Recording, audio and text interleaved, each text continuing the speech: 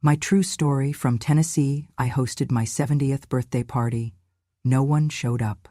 That same day, my DIL posted family photos from a resort with her parents.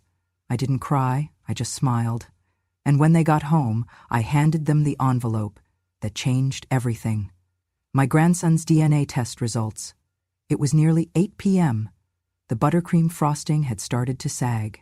The candles flickered on the kitchen table, 9 small ones and a single tall gold taper in the center. 70. Not that anyone asked. I had made the cake myself. Old family recipe, buttermilk, vanilla, a touch of lemon zest. The kind you only make when you expect company. I had even set the table, linen napkins, the crystal glasses, my late husband's favorite teacups, all for a dinner no one came to. The roast was cold, the potatoes had hardened at the edges. I had reheated the gravy twice, just in case. At 5 p.m., I straightened the silverware. At 6 p.m., I checked the doorbell. At 7, I told myself there had probably been traffic. By 8, I could not lie to myself anymore. I picked up the cordless phone from its base and dialed Richard, my only son. He picked up on the 3rd ring, sounded distracted, then irritated. "What? You're calling again." I cleared my throat. "I was just wondering if maybe you forgot what day." He cut me off. "Oh, right, the birthday of the house witch." Then he chuckled. 70, you should be sleeping underground by now instead of wasting our electricity." The line went dead. I sat back in the chair. The gold candle still burned. I did not cry. I did not move.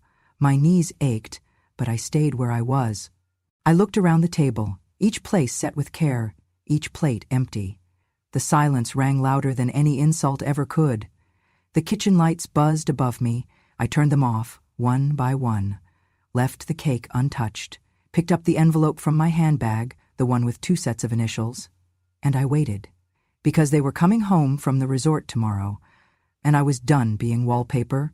I turned on the TV, just for the noise. It synced automatically to my phone, and the screen lit up with Facebook. Melissa's profile popped open, the last person I wanted to see, but there she was. Her latest post loaded, the images large and glossy across the flat screen. A new album. Family Getaway, Gatlinburg Weekend, 84 photos. Her, Richard, little Sammy, and her parents, tanned, smiling, wine glasses in hand, matching swimsuits, designer sunglasses, coordinated outfits like some magazine spread. And the caption? 3 generations, family that matters. No mention of me. No call, no text, no seat at the table, not even a name in the tag. In one photo, Sammy sat on Melissa's father's lap, both of them laughing. In another, Richard leaned against a balcony rail, arms around his wife and in-laws. I looked at that picture longer than I should have, not because I was jealous. I just wanted to see if he looked happy. He didn't. I knew that balcony. They had been there before, just not with me. Never with me. I muted the TV. The flicker of the slideshow on the screen still reflected on the window pane beside me. Outside, the street was quiet. The neighbor's dog barked once, then silence again. I stood up slowly, the arthritis in my hips reminding me of every step. I walked to the dining table, picked up each plate one by one, and carried them to the sink. I did not rinse them yet. I just could not bear the sound. I placed the untouched cake in the fridge, closed the door, then opened it again and took out the envelope I had tucked between the butter and the berry jam. I held it for a moment. The initials stared back at me. R.A.T. for Richard Allen Thompson, and S.M.J. for Samuel James Thompson. But that was the problem. Only one of those was true. I ran my thumb along the seal of the envelope. It was thick. Too thick for just a birthday card. That was the point. I sat back down at the kitchen table. Now dark and cleared, I placed the envelope in the center. Then I turned off the last light. 70. Not a soul came to say it. But I was no longer afraid of their silence. I was learning to speak through it. And I waited. Because the truth was patient. Because tomorrow they would walk through that door again, pretending the world had not shifted. And I would hand them the truth with the same calm they had handed me, invisibility. Because I was done being wallpaper. Melissa never called me by my name. Not Mom. Not even Mrs. Thompson. Just snide little titles that sliced deeper than she knew. "You just hang around like bad wallpaper," she sneered once while folding laundry I had washed. "Always there, always peeling at the corners." That one stayed with me. But it was not the worst. Once, when Sammy was a toddler, I picked him up because he had a fever. He clung to me, calling out in baby speak, just needing comfort. Melissa snatched him from my arms like I was poison. "He calls me Mama, not some doddering old hag playing Grandma." She looked me dead in the eye as she said it. Her voice was sweet, but her words were venom. Then there was the morning she found me in the kitchen, making breakfast for Richard before a job interview. I had slipped $200, 0 cents cash, into his coat pocket the night before, just in case. She saw it, pulled it out, waved it in my face. "Trying to buy his love now? You're a welfare tick with lipstick." I said nothing. I never did. I had lived through worse than her tongue. But silence does not mean weakness. It means storage. It means I am stacking every word you say, and one day you will trip on them. When Richard lost his job years ago, I used part of my late husband's pension to help them put a down payment on the house. My name was never added to the deed, though it was my money. When I asked Melissa, gently, whether we should update the paperwork, she said, "You didn't buy this house. You bought the right to crash here." Crash. That word hit harder than most, like I was a car wreck, a temporary mess they had to drive around. But I was not temporary. I was there when Sammy was born, sitting in the hallway with a lukewarm coffee while her mother got to be in the delivery room. I was the one who rocked him at 3 a.m. when Melissa was too drained.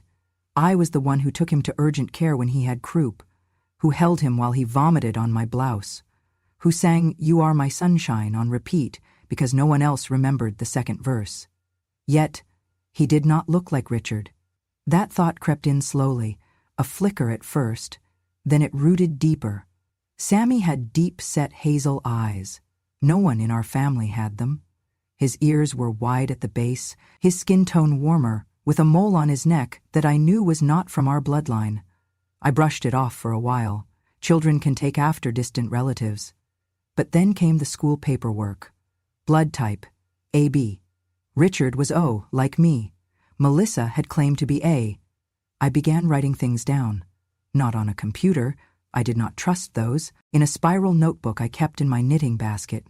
Birth dates, medical notes, phrases Sammy repeated that Melissa said she had never taught him. I was not accusing, I was observing. Melissa once caught me staring too long at a photo of Richard as a boy. She smirked. "Still trying to find the resemblance? Let it go, Grandma. Genes skip losers." That night I cried into my pillow for the first time in years, not because I felt hurt, but because I felt used. I was not raising a grandson, I was raising a question. There was another clue, subtle but telling. Richard started staying out late, working overtime, but he never seemed happier, just drained. Melissa, meanwhile, had new clothes, new jewelry, and took more girls' weekends. When I asked how they were affording it, she laughed. "Not all of us retire into knitting and pity parties, sweetheart."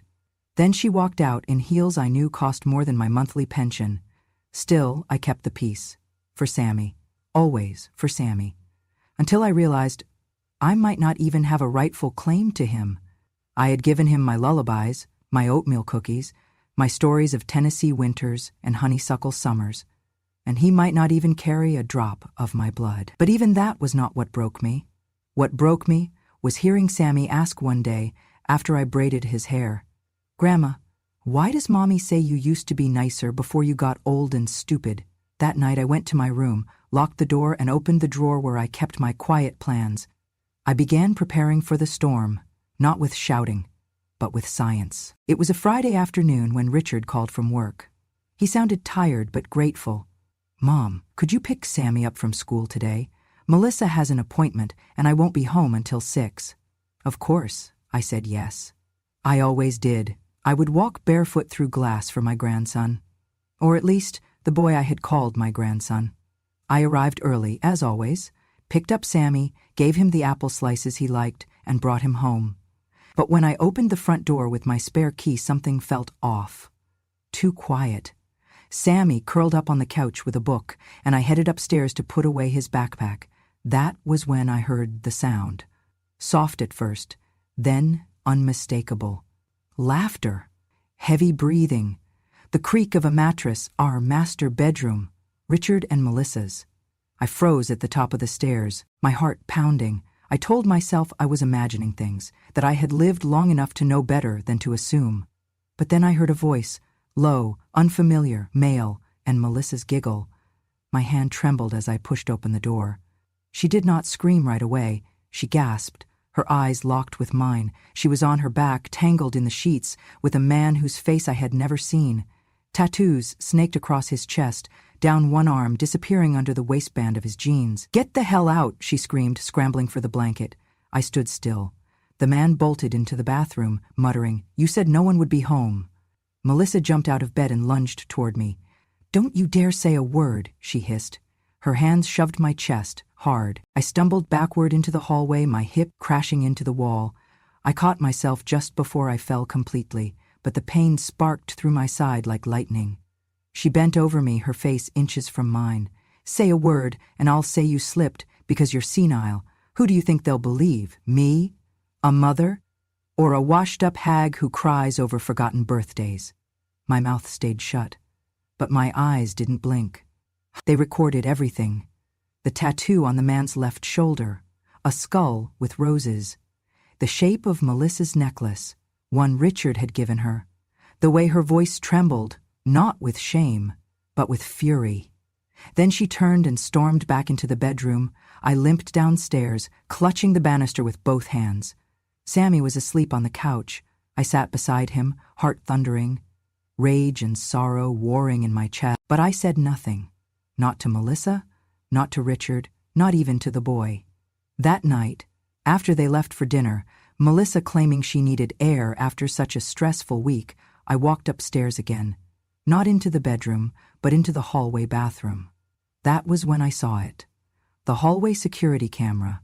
A small motion sensor unit Richard had installed years ago, connected to a cloud account he never deleted. It had a perfect view of the upstairs hallway, including the moment Melissa rushed out of the bedroom, naked under a towel, and darted into the bathroom with a bundle of sheets.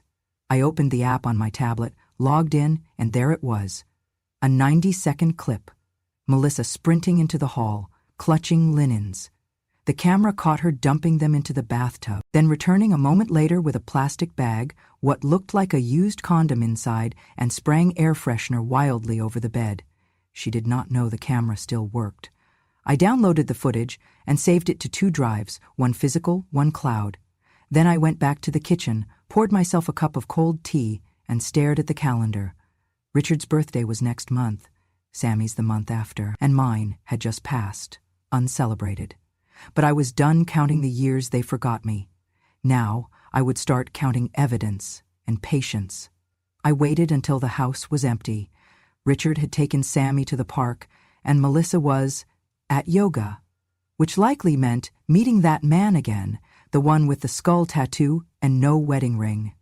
I went upstairs with latex gloves and a steady hand. From Sammy's room, I plucked a few strands of hair from his pillow and placed them gently into a plastic zip bag. Then, from the bathroom, I took Richard's toothbrush, the green one he always used, the one Melissa hated because it looked too cheap. Downstairs, I sealed the evidence in an envelope and slid it into my purse. That week, I mailed them to a private lab I found 2 towns over. Not a big national chain, not one that would ask questions. I used a fake name. Bought a money order with cash, wrote in block letters, "Confidential, do not call, mail only." The days passed slowly after that. I kept my hands busy, knitting, baking, pruning the roses that Melissa never noticed were hers because I planted them. But my mind was a hawk. Melissa never checked it. She thought bills were bad for the skin. Richard was too busy, always working late. It was easy to intercept. 3 weeks after I sent the samples, the envelope arrived. Plain white, no logo.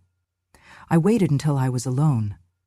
I sat at the dining room table, the same one I had set for my 70th birthday.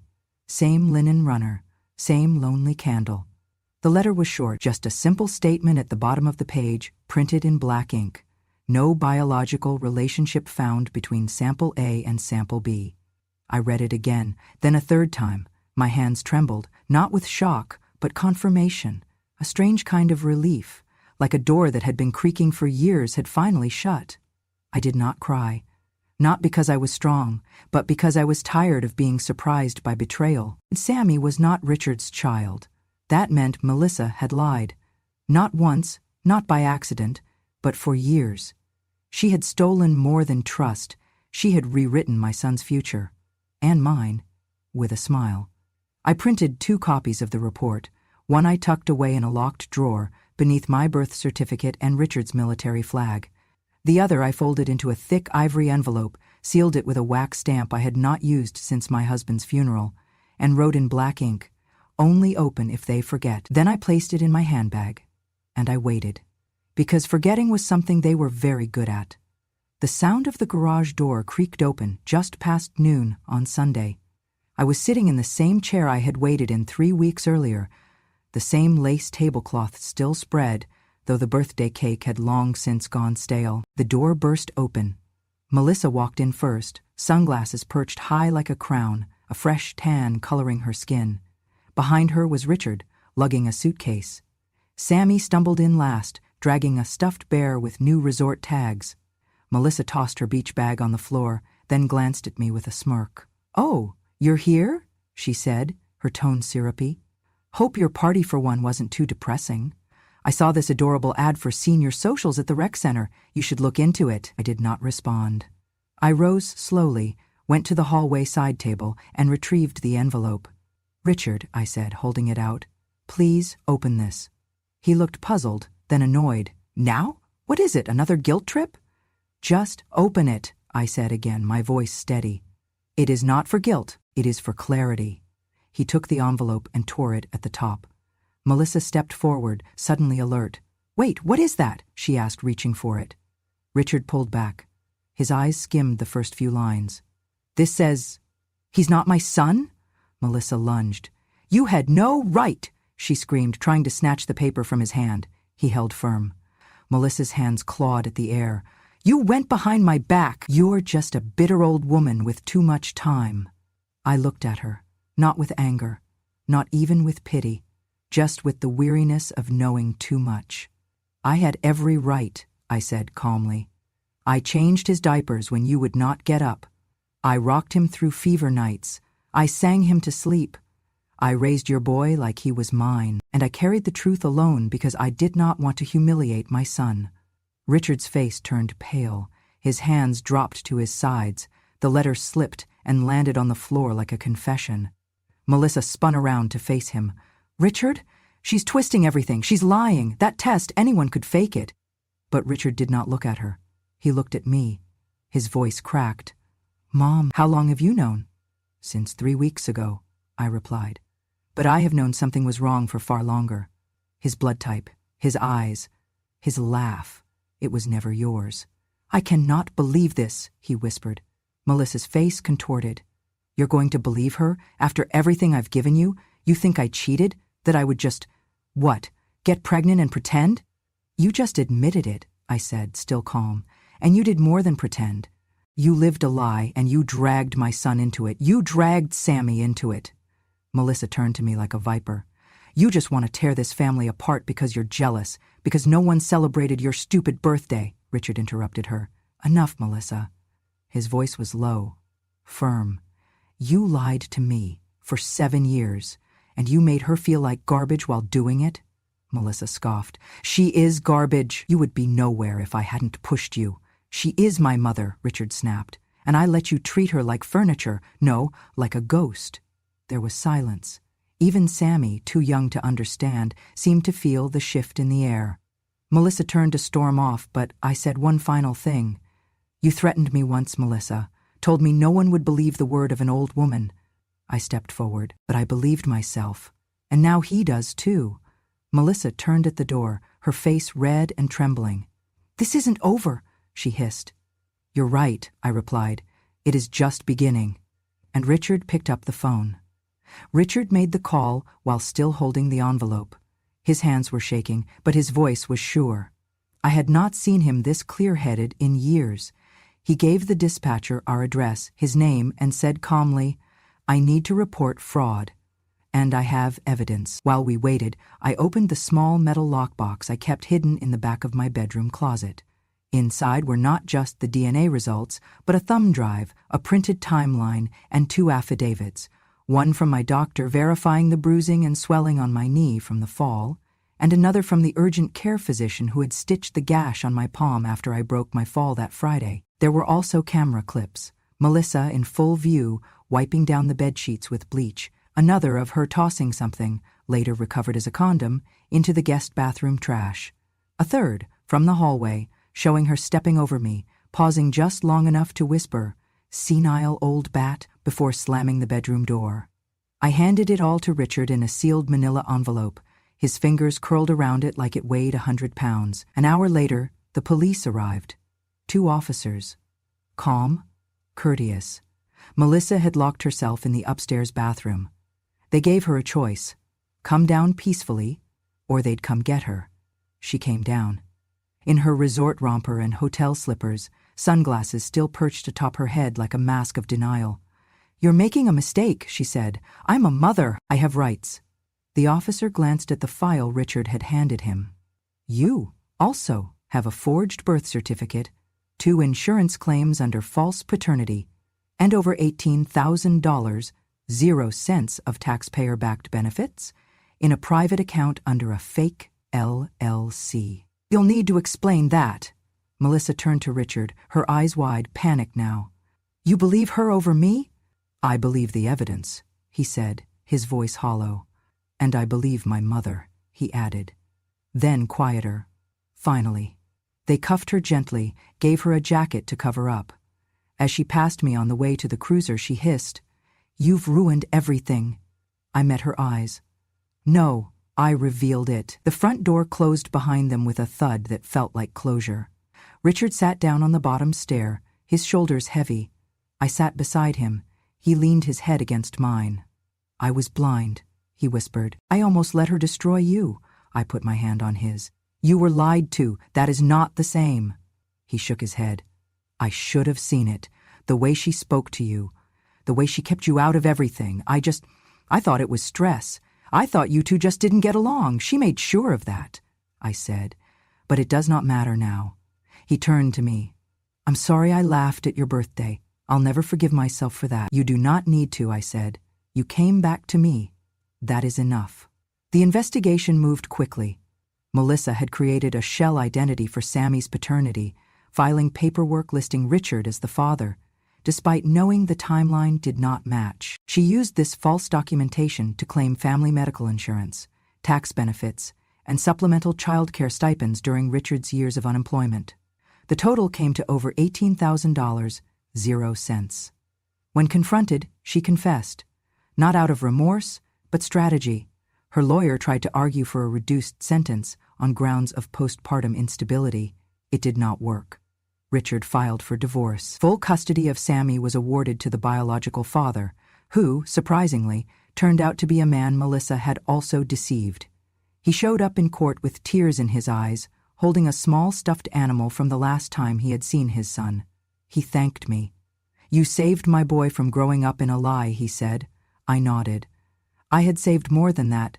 I had saved the last pieces of truth in this house. The night after the court ruling, Richard stayed for dinner, just him and me. I reheated pot roast. He washed the dishes. We did not speak much. We did not need to. When he left, he hugged me tighter than he had since he was a teenager. "I don't deserve you," he said. "You're wrong," I replied. "You came home, that is everything." The custody hearing was not easy. Richard sat on one side of the courtroom. On the other sat a man named Daniel Harper, a quiet, broad-shouldered man with dark circles under his eyes and a folder clutched to his chest. He was Sammy's biological father. When the DNA results were shared, Daniel didn't flinch. He had already known. Melissa had once told him she lost the baby, a cruel lie that robbed him of 5 years of fatherhood. Now he was here, and he wanted his son. Richard looked over at me during the recess. "I can't believe I raised someone else's child," he said. "You believed he was yours. You loved him like a father should. That is not something to regret, I said. Richard turned back toward Daniel. If he wants to be in his life, I won't stop him. It was a quiet, painful exchange. The court acknowledged Daniel's biological rights and granted him primary custody, with Richard retaining visitation. But it was mutual, respectful.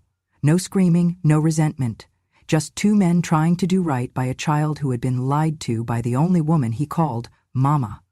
I stayed quiet through most of it, except when the judge asked about household ownership. My name was on the deed. Always had been.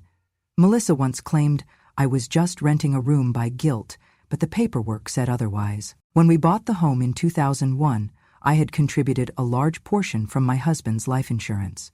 The deed listed me as co-owner, and now that Melissa was out of the picture, the house was finally, legally, emotionally mine. I stayed. Richard moved to a condo nearby. Wanted space to heal. I understood. The first thing I did was change the locks. Not out of fear, out of finality. Then I hired cleaners. We scrubbed every surface, replaced the worn carpet Melissa had insisted on, and painted the walls a soft almond white.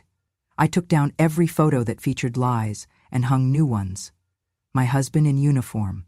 Richard as a boy fishing on the lake. My own mother holding a pie with a crooked smile. Photos that felt like truth. In the living room, I placed a vase of yellow lilies, my husband's favorite. In the hallway, I hung a framed quote he used to keep in his wallet. Character is what you are when no one is watching. I was watching now. Richard came by the next Sunday, knocked even though he had a key. I opened the door and he held up a bag of groceries. Thought you might want some company. We sat in the backyard that evening. The air was thick with June honeysuckle. I poured sweet tea. He sat in the same chair his father used to read the paper in. I still think about him, Richard said, staring into the garden. So do I. He took a deep breath. I'm trying to be better. I know I was cruel. I know I ignored things I should have seen. You were surviving, I said. Now you are awake. He nodded. Sammy came by later that week with Daniel. The boy looked confused, quiet. He held a stuffed dinosaur under one arm. I met them at the door, knelt to his level and said, You've grown so much. He nodded. Do you remember the muffins we used to make? He smiled a little. Daniel thanked me. You didn't have to speak up. But you did. I waited until it mattered, I said. When they left, Sammy turned on the porch and waved. Not much, just a flick of the hand, but it was enough. That night I stood in the front yard, barefoot on the cool grass. The moon was full. The house behind me was quiet, clean, honest. For the first time in years, I did not feel afraid in my own home. I had lost a grandson, but I had found my son. 1 year later, the house felt different, not because it had changed, but because I had. The walls no longer listened for footsteps they feared. The kitchen no longer hesitated to boil water for one. And the front porch, oh that porch, finally held laughter again. Richard had met someone. Her name was Elena. She was warm, grounded, and came with a little girl named Lila, 5 years old, full of questions, curls, and crayons. They visited for dinner on a Saturday in spring. I had made roast chicken and sweet potatoes. Elena brought lemon pie. Richard set the table. Lila wandered the living room, her wide eyes taking in the photos. She paused in front of one, my wedding day, then turned and looked at me. Is that you? She asked, pointing. Yes, sweetheart, I smiled. That was a long time ago. She tilted her head. You look like a movie star, I laughed, a real laugh, one I hadn't let myself feel in years. When dinner was ready, Lila pulled out a chair next to mine, then stopped, looked up, and asked, Grandma, can I sit next to you? I froze. Just for a second, it was the word, Grandma. She said it like it belonged to me, not forced, not coaxed, not because someone told her to, because she saw me. I nodded, my voice thick in my throat. Yes, baby, you already did something special. You saw me. She climbed up beside me, chattering about school and her favorite cartoon. Elena and Richard exchanged glances across the table. I caught it, that quiet, content glance people give when something just fits. Later that night, when they left, Richard lingered at the door. She really likes you, he said. I like her too. He reached for my hand. Mom, thank you for everything. I didn't say anything, just squeezed his fingers. The moon was out again that night, but this time it did not feel like a reminder of what was missing. It felt like a promise of something healed. A year ago, I was alone at a birthday table no one came to. Tonight, I had chicken bones in the sink, juice rings on the table, and a little girl's drawing of me with a crown taped to the fridge. Some people wait a lifetime to be seen. I waited 70 years, and now? I had company. It was my 71st birthday this time, and this time I did not bake my own cake. Elena did. Lemon sponge with whipped cream frosting, light, sweet, and a little tangy, just how I liked it. She even asked for my old recipe cards, said she wanted to get it right. And she did. The house was full again, not crowded, not chaotic, just full. Full of people who wanted to be there. Richard was in the kitchen, carving the roast. Alina was setting out extra plates. Sammy, now taller and quieter, helped with the drinks. And Emmy, sweet Emmy, with her big eyes and even bigger heart, clutched a tiny box of matches like it was treasure. "Grandma," she whispered, tugging my sleeve, "can I light the candles?" I smiled. "Of course you can. They're yours to light." She carefully placed the candles, 7 small ones and 1 tall gold taper, in the center. Just like last year, except this time the room wasn't dark. This time it was bright, with voices, laughter, and the smell of dinner warming in the oven. As Emmy lit the last candle, she began singing. Not in perfect pitch, not in a performance voice, but with heart, with little hands clapping and a smile wide enough to break your heart. "Happy birthday to you, happy birthday, dear Grandma." Everyone joined in. Even Sammy, though I noticed he sang softly, watching me with that look children get when they're starting to understand who really loves them. I blew out the candles with a quiet breath. The room erupted in cheers. Emmy wrapped her arms around my waist, giggling. "Did you wish for something?" she asked. "No," I said, smoothing her hair. "I already have it." Richard came up beside me. He looked older now, not in years but in weight, like the past year had aged something in him that could never go back to boyhood. And maybe that was good. "Mom," he said, gently. "I'm sorry last year," I held up a hand. "Not tonight. Tonight we start over." He nodded. His eyes were glassy. He kissed my cheek. After cake, they gave me a gift. A photo album. Handmade, brown leather, gold-trimmed corners. Inside were new memories, Emmy's drawings, pictures of Sammy playing soccer, a photo of me in the garden, one of Richard fixing the porch railing, one of all of us at the beach from last summer.